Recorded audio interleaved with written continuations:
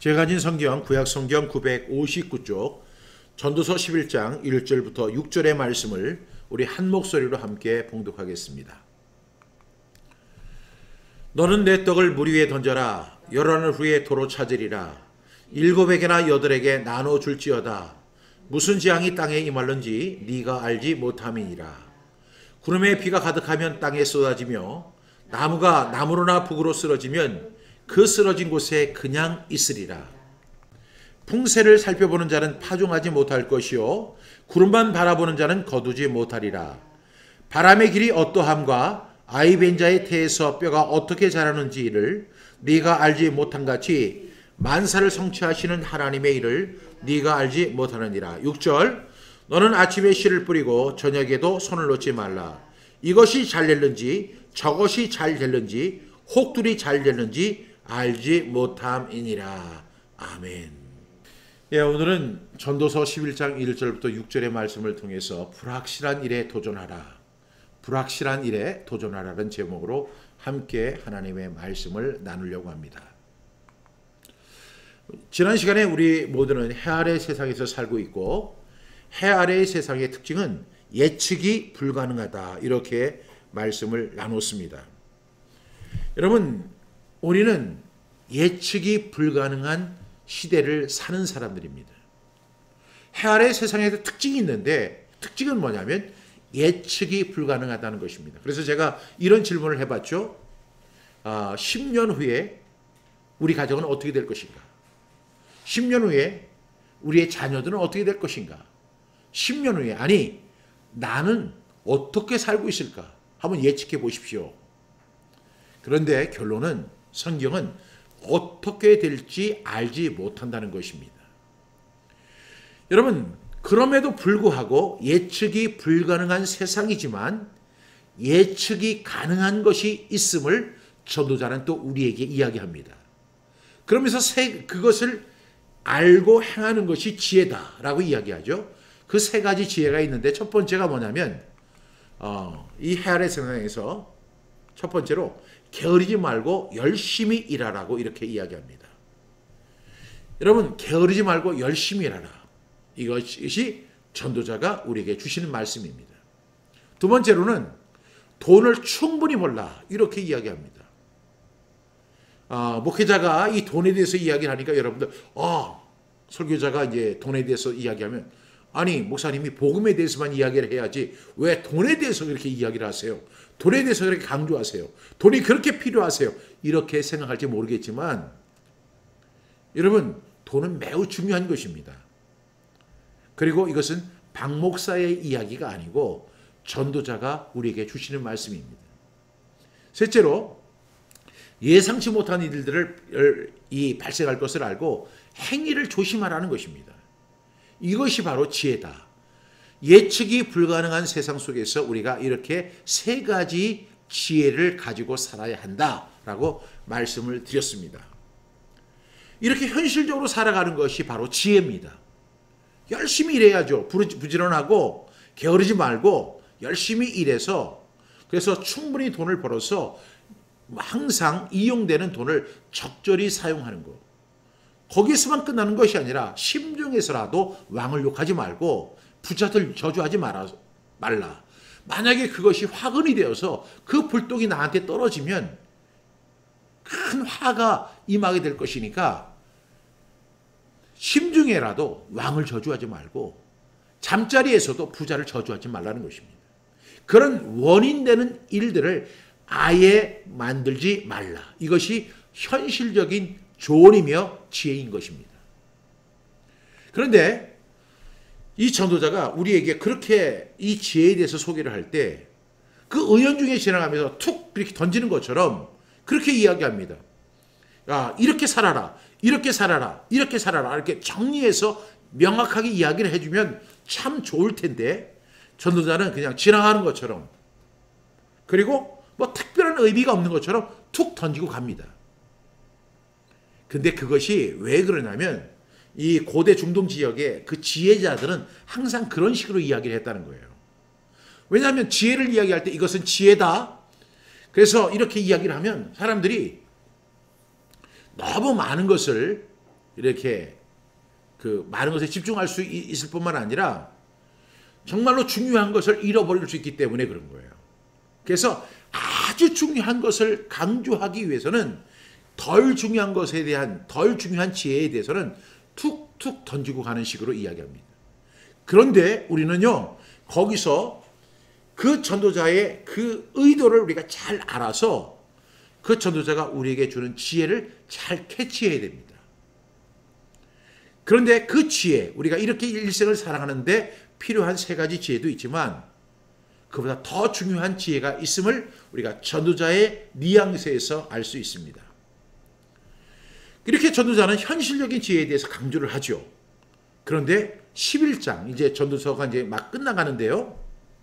11장에 와서는 불확실한 일에 대해서 도전해야 된다는 사실을 새삼스럽게 이야기합니다. 우리가 현실을 살아가는데 아주 현실적인 지혜에 대해서 이야기를 했다면 10장까지가 11장에 와서는 불확실한 일, 예측이 불가능한 일, 그럼에도 불구하고 그런 일에 도전할 것을 전도자가 이야기하고 있다는 것입니다. 우리 먼저 1절 말씀 우리 함께 읽겠습니다. 시작. 너는 내 떡을 물 위에 던져라. 여러 날 후에 도로 찾으리라. 여러분, 제가 이 하브루타 세미나를 할 때 제일 많이 쓰는 인용 말씀이 바로 전도서 11장 1절입니다. 왜냐하면 제가 이 전도서 11장 1절을 제가 여러 차례 읽었지만 저는 이 말씀을 그냥 읽고 지나가 버렸습니다. 그런데 제가 어느 날 그 구글이라고 하는 회사를 만든 그 분들이 어떤 계기를 통해서 이 구글을 만들게 됐느냐 하면 전도서 11장 1절 말씀을 통해서 그 전도서를 갖다가 이 구글이라는 회사를 설립하게 되었다는 그런 이야기를 제가 들었습니다. 그래서 이 전도서 11장 1절의 말씀이 이런 의미가 있구나라고 생각을 했습니다. 이렇게 개역 개정판에는 너는 내 떡을 물 위에 던져라. 여러 날 후에 도로 찾으리라. 이렇게 모호하게 말씀이 되어 있는데 공동 번역은 이것보다 훨씬 효과적으로 설명되어 있습니다.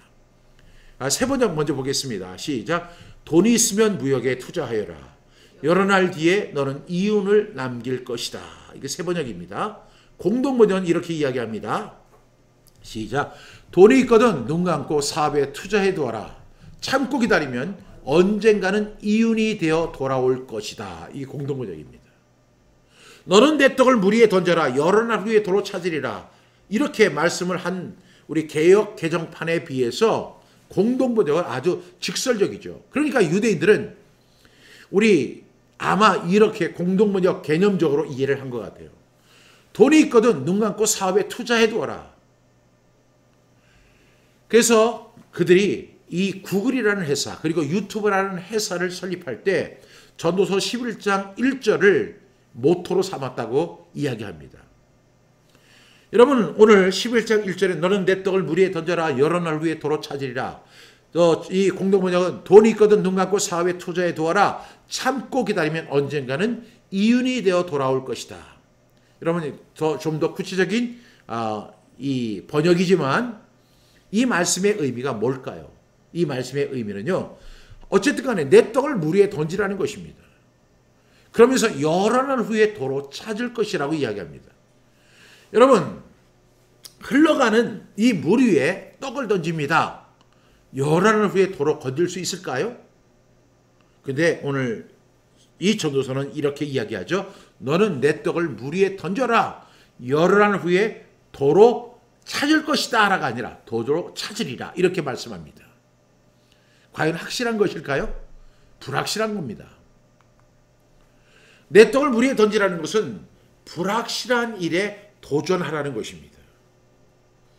전도서 10장까지가 이렇게 현실적인 지혜에 대한 이야기였다면 전도서 11장은 좀 불확실한 일에 도전할 것을 우리에게 권유하는 말씀이 들어 있습니다.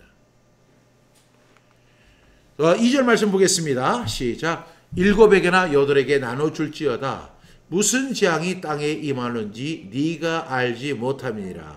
여러분, 여기서 보니까 7에게나 8에게 나눠줄지어다. 무슨 재앙이 땅에 임하는지 네가 알지 못함이니라.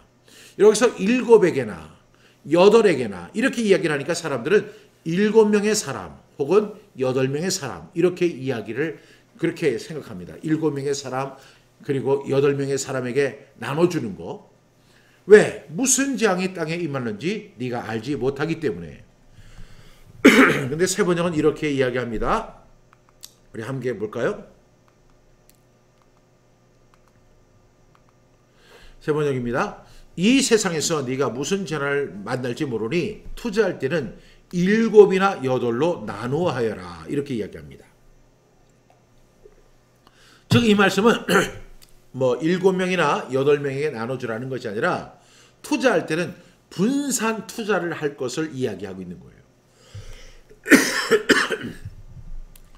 공동번역을 한번 보겠습니다. 공동번역은 이렇게 설명합니다. 세상에서는 어떤 불운이 닥쳐올지 올는지 모르니 투자하더라도 대여섯목으로 나누어 하여라. 그러니까 세번역과 이 공동번역의 그 의미가 거의 비슷합니다. 세상에서는 어떤 불운이 닥쳐올는지 모르니 투자를 하더라도 대여섯목으로 나누어 하라. 이렇게 이야기를 하고 이 세번역에서는 7에게나 8에게 나눠줄지어다. 이렇게 이야기합니다. 7에게나 8에게 나눠줄지어다. 무슨 재앙이 땅에 임하는지 네가 알지 못함이니라.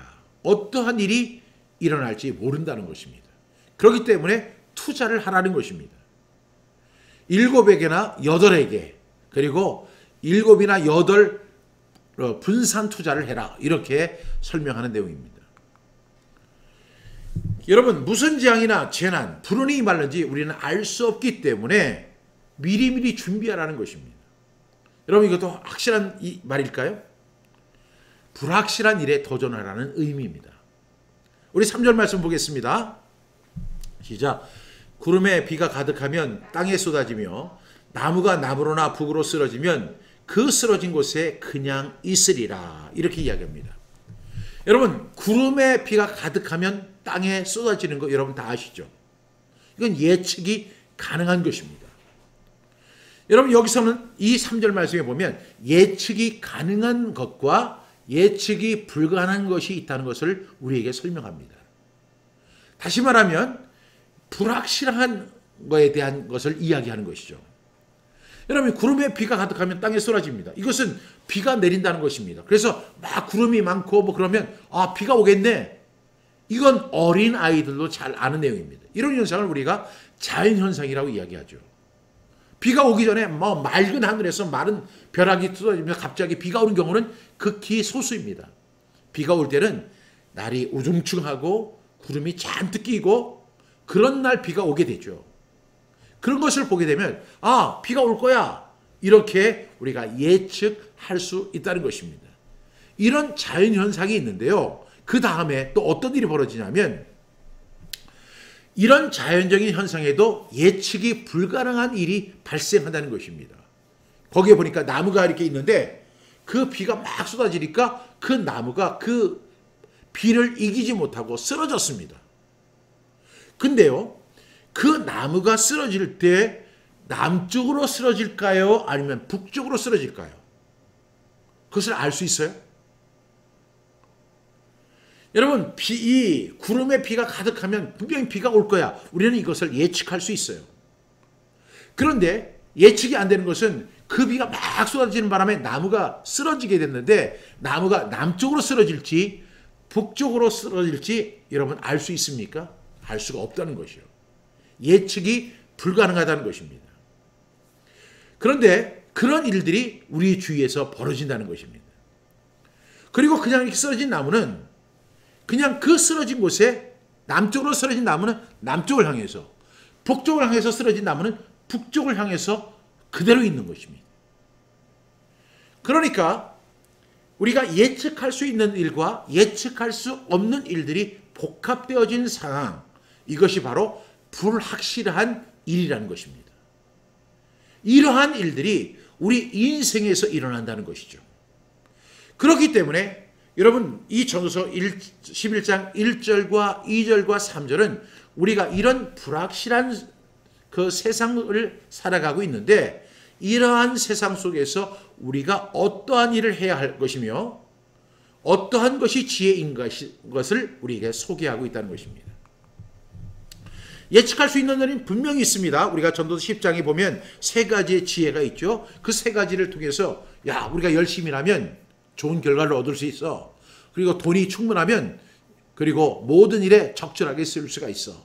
그리고 심중이라도 부자를 저주하거나 왕을 저주하는 일, 그래서 일에 화근을 만들 필요가 없어. 이런 것을 우리가 충분히 예측할 수 있다는 것이죠.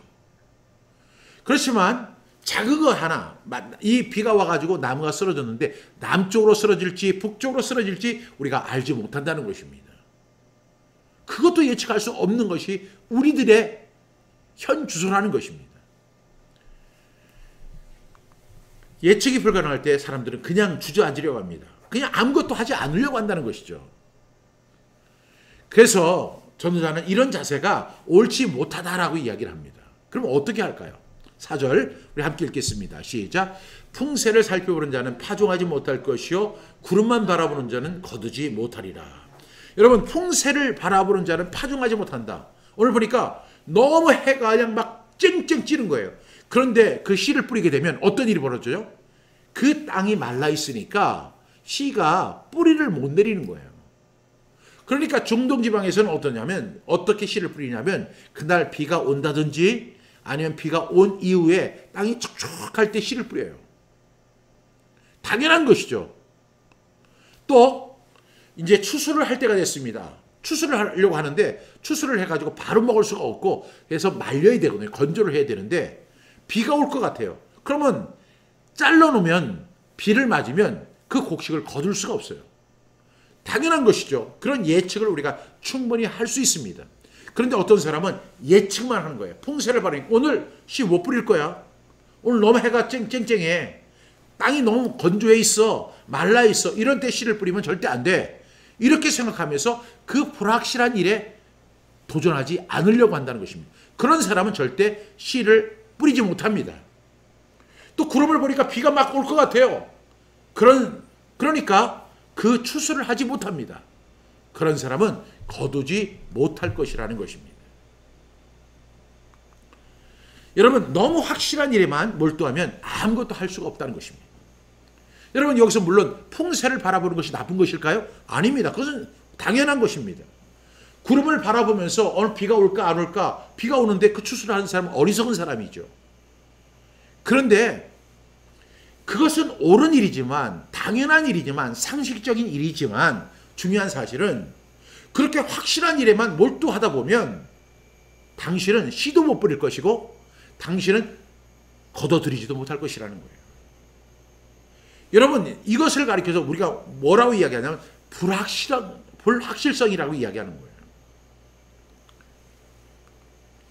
여러분, 확실한 일에 우리가 확실하게 한다고 하면 얼마나 좋은 결과가 있습니까?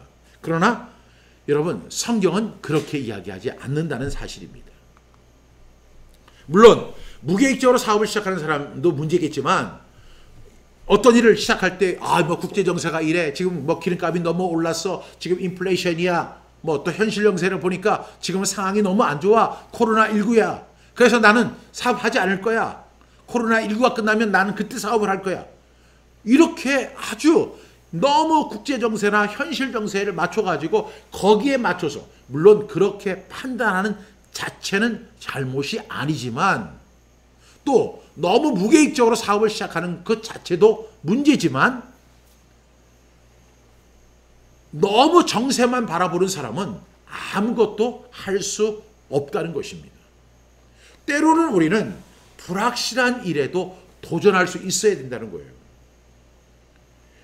땅이 말라서 도저히 파종할 수 없는 상황에도 파종해야 하고, 막 비가 쏟아질 것 같은 상황 속에서도 추수를 해야 하는 그러한 도전이 있어야 한다는 것입니다. 왜? 내 생각에 이것이 옳다라고 생각하고 나는 추진하지만 때로는 그것이 맞지 않을 수 있기 때문입니다. 그래서 5절 말씀 우리 함께 보겠습니다. 시작. 바람의 길이 어떠함과 아이벤자의 태에서 뼈가 어떻게 자라는지 네가 알지 못한 같이 만사를 성취하시는 하나님의 일을 네가 알지 못하느니라. 여러분, 우리는요, 이 땅이 촉촉할 때 씨를 뿌려야만 그 싹이 나고 잘 자라게 되고, 그리고 추수를 할 때는 건조하고 바짝 마를 때 그때 추수를 해야만 그것을 온전히 우리가 그 곡식을 다 거둘 수 있을 것이다 라고 생각을 하는데, 그것이 틀렸다는 이야기가 아니라 여러분, 그것이 다가 아니라는 것입니다. 우리가 생각하고 우리가 옳다고 여기는 그 자체가 다 옳다는 것이 아닙니다. 여러분, 바람이 이렇게 붑니다. 바람이 부는 건 우리가 알지요. 바람이 부네. 그것을 모를 사람은 아무도 없어요. 그 나무도 흔들리고 풀도 흔들리고 심지어는 우리의 옷도 흔들립니다. 바람이 불면. 바람이 부는 것은 우리가 알고 있지만 여러분, 그 다음에 바람이 어디로 와서 어디로 가는지를 네가 알지 못한다라고 예수님 말씀하셨잖아요. 바람을 전문가들은 이렇게 이야기합니다. 오늘은 북서풍이야. 오늘은 남서풍이야. 남쪽에서 서쪽으로 가는 바람이야. 이렇게 이야기하지만 그 바람의 길을 아는 사람은 이 세상에 아무도 없습니다. 그 바람이 일본으로 갈지 아니면 한국으로 갈지, 또 한국에 와서 이 바람이 전라도 쪽으로, 호남 쪽으로 갈지 영남 쪽으로 갈지, 아니면 그 한국을 비켜서 저 중국으로 그냥 올라갈지 아무도 모르는 거예요. 바람의 길, 분명히 바람 부는 건 알아요. 근데 바람의 길이 어떠함과, 또 이렇게 해석합니다. 아이 벤 자의 태에서 뼈가 어떻게 자라는지. 아이를 뱉는데 이 아이가 이 안에서 잘 자랍니다. 아이가 이렇게 점점 성장하는 걸 우리가 알아요. 그런데 우리가 성장하는 건 알지만 그 아이가 이 속에서 자랄 때 뼈가 어떻게 자라는지 그것을 네가 아느냐 하는 거예요. 그건 모른다는 거죠. 그러니까 우리는 당연히 내가 아는 상식, 내가 아는 지혜, 내가 아는 경험에 근거해서 모든 것을 판단하고 그것에 근거한 확실한 투자만 하겠다라고 하는 것은 옳지 못하다는 것입니다. 여러분, 우리는 당연히 그 땅이 촉촉할 때 씨를 뿌려야 한다는 것은 알고 있습니다. 그리고 건조할 때 추수해야 한다는 사실은 알고 있지만 그것은 다가 아니라는 것입니다. 우리는 바람을 알지만 바람의 길을 모릅니다. 아이를 뵈서 이 아이가 점점 성장하고 자라나는 것은 알지만 그 아이가 그 속에서 그 뼈가 어떻게 자라는지를 우리는 알지 못하는 거예요. 그런데 그것을 아시는 분이 있는데 그것은 하나님이십니다. 그래서 그 만사를 성취하시는 그 하나님의 일을 우리는 알 수 없다는 것입니다. 다시 말하면 우리는 뭐죠? 불확실한 세상 속에서 살아가고 있다는 것입니다. 이렇게 세상은 불확실한데 우리가 확실한 것만 추구하다 보면 어떤 결과를 가져오게 되죠? 아무것도 하지 않게 된다는 사실입니다. 그래서 오늘 3절 말씀해 보니까 이런 말씀이 있죠. 구름의 비가 가득하면 온 땅에 쓰러지며 나무가 나무로나 북으로나 쓰러지면 그 쓰러진 것에 그냥 있으리라.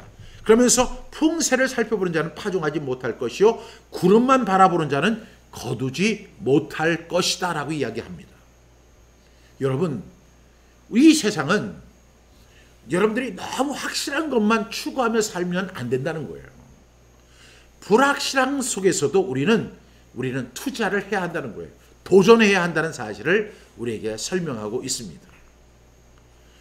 그리고 일을 시작해야만 그것이 성공을 하든지 실패를 하든지 우리가 알 수 있습니다. 예를 들어서 어떤 사람이 로또에 당첨되기를 원해요. 그러면 그 사람은 로또에 당첨되기를 원하면 로또를 일단은 사야 돼요. 구입해야 돼요.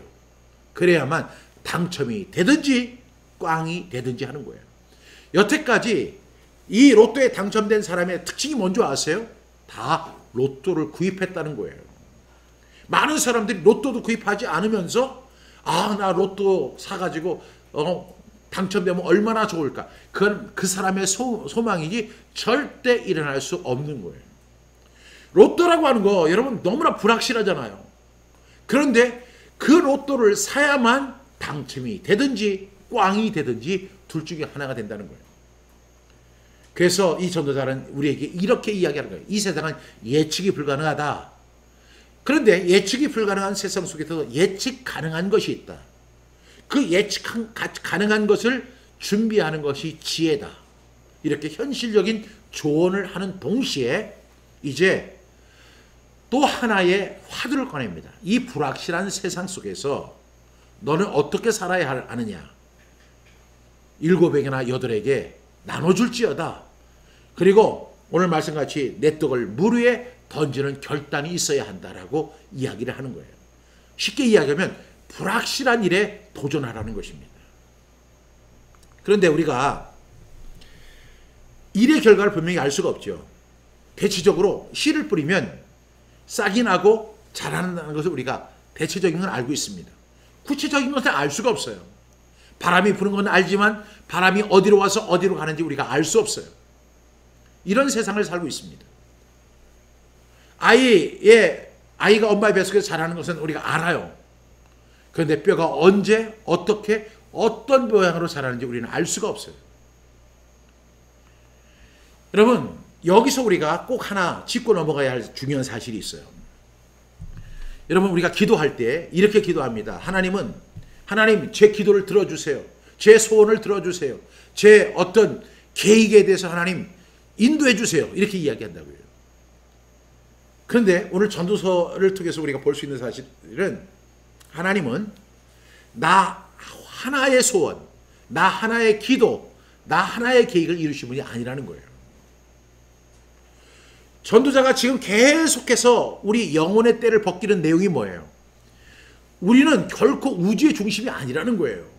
많은 사람들이 자신이 우주의 중심이라고 생각하고 살아가는 경우가 많아요. 여러분, 그런데 전도자는 그렇지 않다라고 이야기합니다. 하나님은요, 나 하나만의 계획을 하나님이 성취하시는 분이 아니에요. 우리는 우주의 작은 알갱이에 불과하시는 것이고 하나님은 모든 일을 성취하시는 분이십니다. 여러분, 나 하나의 기도, 나 하나의 소원, 나의 성취를 위해서 하나님이 만사를 포기하시는 분이 아니에요. 여러분 보세요. 하나님은 이 만사를 다스리고 성취하시는 분이잖아요. 그렇죠? 그런데 나는 나 하나의 소원이 있어요. 나 하나의 기도가 있어요. 나 하나의 계획이 있어요. 그것을 하나님 앞에 우리가 간절히 무릎을 꿇고 오랫동안 기도했다고 한번 보세요. 하나님께서 그것을 이루어 주실까요? 하나님은 그것을 이루어 주시는 분이 아니라는 것입니다. 그러면 이렇게 생각할 거예요. 아니, 그럼 우리 기도해도 아무런 소용이 없단 말입니까? 여러분, 우리가 왜 기도하느냐면 하나님의 뜻을 알기 위해서 기도하는 것이지, 내 소원이 이루어지고 내 기도가 이루어지고 내 계획이 이루어지기 위해서 기도하는 것은 샤머니즘인 거예요. 하나님의 뜻은 온전히 서 있습니다. 그 뜻을 우리가 알고 그 하나님의 뜻에 동역하는 것, 동참하는 것이 바로 우리가 기도하는 목적인 것입니다. 종종 크리스찬들이 착각하는 내용은 뭐냐면 하나님이 자신만을 사랑하고 자신에게 특별한 뜻과 계획을 알려주신다. 뭐 이렇게 이야기하는 분들이 굉장히 많아요. 그래서 자신은 참 하나님께서 자에게 신령한 은혜를 주시고 은사를 주셔서 자신은 미래를 볼 수 있고 그 사람의 그 사람이 어떻게 될 것인가를 알 수 있다라고 그렇게 이야기하는 사람이 있어요. 하나님이 오늘도 제가 기도하는데, 누구야? 너 오늘 이렇게 어디로 누구 생각나지? 그 사람에게 전화해라. 그리고 그 사람을 만나라. 그리고 그 사람에게 이렇게 이야기해라. 하나님 그렇게 하신다는 거예요. 이런 거를 가리켜서 뭐라고 하냐면 크리스찬 왕자병, 크리스찬 공주병이라고 하는 거예요. 여러분, 하나님은 만사를 다스리는 거예요. 그리고 우리는 만사 속에서 하나님의 뜻을 기리면서 하나님의 뜻이 무엇인가를 우리가 기도로 알고 나가는 거예요. 그런데 마치 자신만이 특혜를 받은 것처럼, 특혜 분양을 받은 것처럼, 그래서 하나님께서 자신에게 특별한 계시를 주시고 특별한 은사를 주시고 특별한 해안을 주셔서 자신만이 모든 것을 알 수 있다. 그런 사람이 뭐냐면 크리스찬 사기꾼이에요. 그런 크리스찬 사기꾼들이 굉장히 많습니다. 그런데 크리스찬 사기를 쳐야만 사람들이 그 목사님 신령해, 그 사람 은사가 있어, 그 사람은 예언의 능력이 있어, 그러나 전도자가 계속해서 우리에게 이야기하는 내용이 뭐예요? 하나님은 누구에게도 미래를 보여주시지 않는다는 거예요. 우리는 불확실한 세상 속에서 불확실한 일을 하면서 살아갈 수밖에 없는 존재인 거예요. 여러분, 크리스찬 사기꾼들에게 넘어가지 마세요. 자신들만 무슨 특별한 계시가 있고 은사가 있고 뭐 예언하는 능력이 있다. 여러분, 절대로 그런 일 벌어지지 않습니다. 로마서 8장 28절 우리 함께 선포합니다. 시작. 우리가 알거니와 하나님을 사랑하는 자 곧 그의 뜻대로 부르심을 입은 자들에게는 모든 것이 합력하여 선을 이루느니라. 여러분, 여기서 꼭 기억하세요. 사도 바울이 지금 뭐라고 이야기합니까? 우리가 알거니와, 우리는 알고 있다. 무엇을 알고 있어요? 하나님을 사랑하는 자, 여기 있어요. 우리는 알고 있다. 하나님을 사랑하는 자가 여기 있어요. 그리고 그의 뜻대로 부르심을 입은 자들, 같은 사람이죠 사실은. 그러니까 우리는 안다. 무엇을 알죠? 하나님을 사랑하는 자, 그리고 그의 뜻대로 부르심을 입은 자들. 여러분, 여기서 보니까 우리가 하나님을 사랑합니다. 그리고 그의 뜻대로 부르심을 입은 자들, 모든 것이 합력하여 선을 이룬다. 우리가 이 말씀 많이 씁니다. 그런데 이 말씀에서 주어가 누구예요? 여러분, 하나님이십니다. 우리는 하나님의 뜻대로 부르심을 입은 자들에 불과한 거예요. 그럴 때 하나님이 만사를 성취하시니까 하나님과 함께 동역하면 모든 것이 합력하여 선을 이루게 된다는 것을 의미하는 거예요. 여러분, 이 세상의 모든 일은요, 만사를 성취하시는 분이 바로 하나님이십니다. 그래서 오늘 5절 말씀은 우리에게 이렇게 이야기합니다. 바람의 길이 어떠함과 아이벤자의 태에서 뼈가 어떻게 자라는지 네가 알지 못함같이 만사를 성취하시는 하나님의 일을 네가 알지 못하느니라. 우리는 하나님의 일을 알지 못합니다. 그래서 우리는 하나님의 그 일을 알기 위해서 어떻게 해야 돼요? 하나님의 말씀을 읽고 그 말씀을 붙드는 것입니다. 그리고 그 말씀을 붙들고 기도하는 것입니다. 하나님의 그 뜻대로 부르심을 입은 자들이기 때문에 그렇습니다. 그래서 우리는 하나님의 만사에는 일도 되지 못하는 존재임을 알고 겸손해야 합니다. 여러분, 정말 우리는 하나님께서 이렇게 말씀하시는 거죠. 만사를 성취하시는 하나님의 일을 네가 알지 못한다. 자, 그렇다면 우리는 어떻게 살아야 할까요? 6절 말씀입니다. 시작. 너는 아침에 씨를 뿌리고 저녁에도 손을 놓지 말라.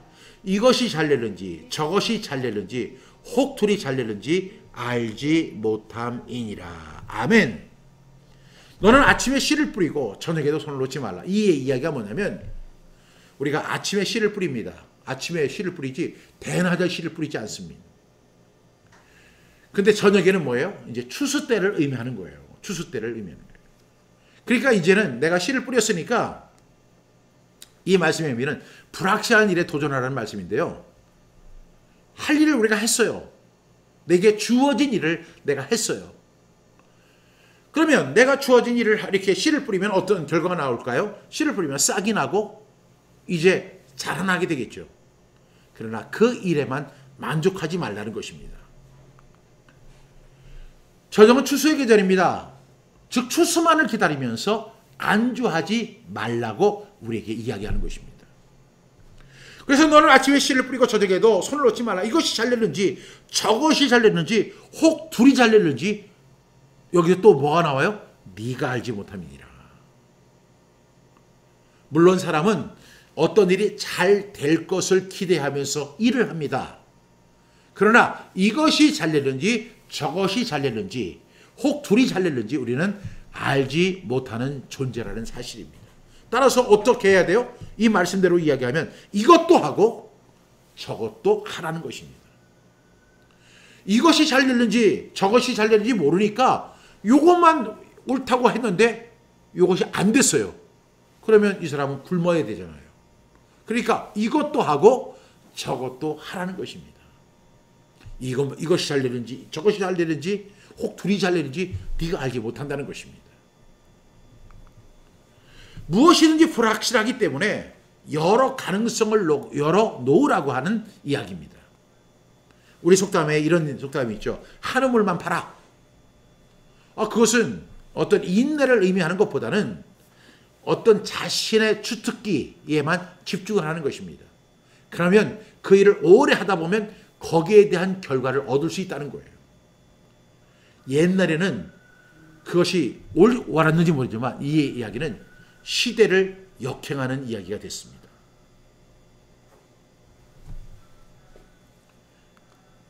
여러분, 이 시대를 가리켜서 겔 브레이스라고 하는 분은 이렇게 이야기합니다. 불확실성의 시대. 이 불확실성의 시대를 우리가 살아가고 있다. 이것은 40년 전에 경제학자인 겔 브레이스가 쓴 책의 제목입니다. 여러분, 우리는 인터넷, 유튜브, 페이스북, 인스타그램, 수많은 블로그 이런 것들을 통해서 엄청난 정보를 얻을 수가 있습니다. 그 어떤 시대보다도 우리는 스마트폰 하나만 가지면 세상을 다 알 수 있는 그런 세상에 살고 있다라고 착각합니다. 그러나 지금 이 세상은 그 어떤 세상보다도 불확실성의 시대입니다. 스마트폰을 갖고 있고 유튜브를 보고 있고 음식을 하려면 유튜브에 가서 레시피를 탁 열람을 하면 엄청난 유튜브가 그 레시피들이 나오죠. 그러니까 우리는 다 알 수 있다. 우리는 확실하게 모든 일을 할 수 있다라고 생각하지만 경제학자인 겔 브레이스는 뭐라고 이야기하냐면 불확실성의 시대를 살아가는 불쌍한 우리들이라는 것입니다. 우리는요 정말로 더 정보가 많아짐으로 인해서 더 확실해진 것이 아니라 더 불확실해진 것을 우리는 다시 한번 느낍니다. 이런 시대 속에서 우리가 어떻게 살아가야 할까요? 바로 멀티플레이어가 되라고 이야기합니다. 겔 브레이스는 멀티플레이어가 되어야 된다는 겁니다. 예전에 어떤 사람이 농사를 졌습니다. 그래서 이 사람은 농사 짓는 기술이 엄청나게 뛰어납니다. 그런데 이 사람이 갑자기 그곳에 그 농사를 짓는 곳이 없어지게 됐어요. 그러니까 이 사람은 농사를 질 수 없습니다. 그런데 이 사람은 농사 외에는 다른 기술이 없어요. 결국 그 사람은 소멸할 수밖에 없다는 것입니다. 농사를 짓는 사람도 기술을 가져야 된다는 것입니다. 바로 멀티플레이어가 되어야 된다고 이렇게 그 겔 브레이스는 이야기합니다. 여러분, 멀티플레이어가 뭐예요? 한 가지가 아닌 여러 가지 분야에 대한 지식과 능력을 갖춘 사람이 멀티플레이어입니다. 여러분, 많은 사람들이 목회자들은 우리 목사님은 기도만 해야 돼. 근데 목사님이 은퇴했어요. 그리고 그 목사님이 100세까지 산다고 가정을 해보세요. 70세에 은퇴를 했는데 30년을 갖다가 이제 아무것도 할 수 없는 거예요. 수입이 없는 거예요. 그 목사님 어떻게 살아갈까요? 그 목사님에게도 필요한 것이 뭐예요? 멀티플레이어예요. 멀티플레이어. 이제 지금까지 내가 신학과 교회에 대해서만 집중했다면 앞으로 30년을 살아갈 수 있는 어떤 여러 가지 분야에 대한 지식과 능력을 갖추어야만 100세까지 넉넉히 살아갈 수 있는 거예요. 이런 사람이 바로 멀티플레이어가 되는 거예요. 그래서 참 신기한 것은요. 이 이야기를 지금 오늘 이 시대에 어떤 경제학자가 이야기한 것이 아니라 지금으로부터 3000년 전에 전도자가 우리에게 그 이야기를 했다는 것입니다. 그 전도자는 어떤 관점에서 이야기하냐. 만사를 성취하시는 하나님의 속성을 볼 때 우리도 멀티플레이어가 될 수 있다는 거예요. 한 가지 일에만 하지 말라는 거예요. 오늘 분명히 말씀하고 있죠. 바람의 길이 어떠한가 아이벤자의 태에서 뼈가 어떻게 자라는지 네가 알지 못한 건지 만사를 성취하시는 하나님의 일을 네가 알지 못하는지라. 그래서 너는 아침에 씨를 뿌리고 저녁에도 손을 놓지 마라. 이것이 잘 되는지 저것이 잘 되는지 혹들이 잘 되는지 네가 알지 못함이니라. 멀티플레이어가 되라는 이야기예요. 불확실한 일에 도전하라는 거예요. 이 이야기를 3000년 전에 전도자가 했다는 것은 엄청나게 놀라운 이야기입니다. 불과 30년 전만 해도 우리나라에서 가장 통용됐던 이야기가 한우물만 팔아. 근데 그때는요, 우리의 기대 수명이 굉장히 짧았던 때예요. 한 60만 되면 사람이 죽었어요. 그러니까 그 일 하다가 그 다음날 죽으면은 아무 일이 없어요. 근데 지금 100세 시대라고 이야기합니다. 근데 회사에서는 50살만 되면 나가라고 이야기를 해요. 나왔는데 앞으로 50년을 더 살아야 돼요. 이 사람은 어떻게 해야 될까요? 옛날 회사를 그리워하면서 내가 저 회사에서 부장이었는데, 내가 저 회사에서 내가 열심히 일했는데, 그러면서 옛날만 회상할 것인가요? 그거 아니잖아요. 멀티플레이어가 되어야 돼요. 여러 가지 정보와 능력을 갖추고 있고 그 시대에 적합한 사람이 돼서 능력 있게 살라고 전도자는 우리에게 이야기하고 있는 거예요. 저는 이 말이 무슨 뜻인지 비로소 지금 세상에 와서 더 적나라하게 이해할 수 있어요. 3000년 전에 지금 솔로몬은 우리에게 그렇게 이야기를 합니다. 멀티플레이어가 되라. 어떻게? 불과 우리나라는 30년, 40년, 50년 전만 해도 뭐 한우물만 파야 된다. 그런 사람이 먹고 산다. 그런데 그거보다 훨씬 오래전, 지금부터 3000년 전에 있던 이 지혜자는 우리에게 멀티플레이어가 되라. 이렇게 이야기를 하고 있다는 사실입니다. 결론의 말씀드립니다. 우리 결론은 5절이 바로 저는 결론이라고 생각합니다. 시작. 바람의 길이 어떠함과 아이벤자의 태에서 뼈가 어떻게 자라는지 네가 알지 못한 같이 만사를 성취하시는 하나님의 일을 네가 알지 못하느니라. 그래서 우리는 어떻게 해야 돼요? 6절 말씀 같이 선포합니다. 시작. 너는 아침에 씨를 뿌리고 저녁에도 손을 놓지 말라. 이것이 잘 되는지 저것이 잘 되는지 혹들이 잘 되는지 알지 못함이니라. 우리는 내일을 예측할 수 없는 존재입니다. 그럼에도 우리가 해야 할 일이 있습니다. 우리는 내일을 예측할 수 없는 것은 사실이지만 그렇다고 내일이 없는 건 아니잖아요. 그럼 우리는 내일을 위해서 무엇을 해야 할까요? 우리가 일반적으로 생각할 때 게으르지 말고 열심히 일해라. 충분히 사용할 수 있는 돈을 벌어라. 심중이라도 나쁜 생각해서 문제를 발생시키지 말아야 한다. 우리 이렇게 전도자는 10장까지 이야기했어요. 그런데 11장에서 전도자는 이렇게 얘기합니다. 내일을 예측할 수 없는 불확실한 시대를 우리가 살고 있지만 우리는 마땅히 해야 할 일이 있다. 아침에 씨를 뿌리고 저녁에도 손을 놓지 않는 뭐가 되라? 멀티플레이어가 되라. 이것도 하고 저것도 할 수 있는 사람이 되라. 여러분, 지금 세상은 그렇게 우리에게 이야기를 합니다. 그런데 세상의 그 지혜도 지금 3000년 전에 우리에게 멀티플레이어가 되라고 이야기했던 솔로몬의 지혜를 비로소 지금 깨닫고 있는 거예요. 여러분, 오늘 이 말씀을 기억하면서 능력 있게 살아가는 저와 여러분 다 되기를 주님의 이름으로 축복합니다.